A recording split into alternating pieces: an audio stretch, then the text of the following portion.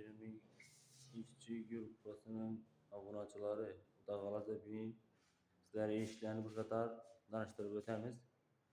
Narx navaları bilən.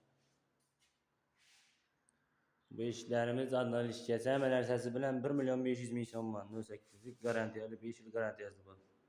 İşlənişləri mənə. Lağlar 3 ton var. Yani kaldı.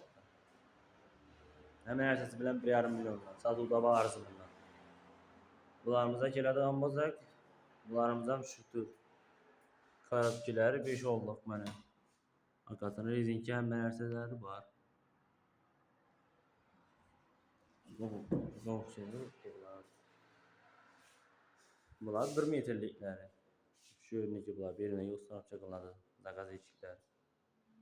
Zamanları koyup çeşit tutlar. Koyalım zamanları.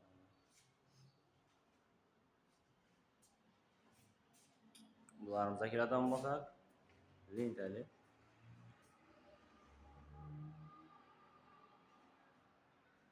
Bularını kəsəkər 6'ga 10'luk.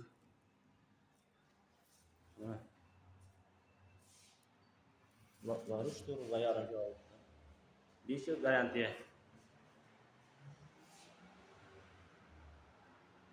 Bunda aynalısı. Aynalısının bakası 2.500.000 so'mdan mənərsəsi bilan. Şu turu bu. Adnan işgəsi, karonası, nar işgəsi, zamoku. Bu aynasızdaki 2 milyon 4 tane trafik vardı. 2 tarafa 7 sandalı. Bu zamokları sanatçı kullanır. 5 kilitler yine zamoklar.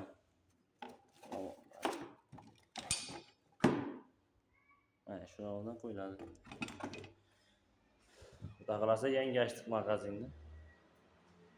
Magazinin adresi çok adam soradı. Şunu bize açtık. Size adresi çözdürüp ödedim. Mandarat'ta 61. mektep. Mandarat'ta Pothouse 1. Koçe.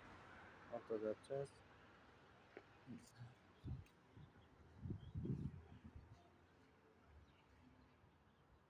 Valla Zayhun ineğe koyaç paneli güzellik tamam 3. magazinde.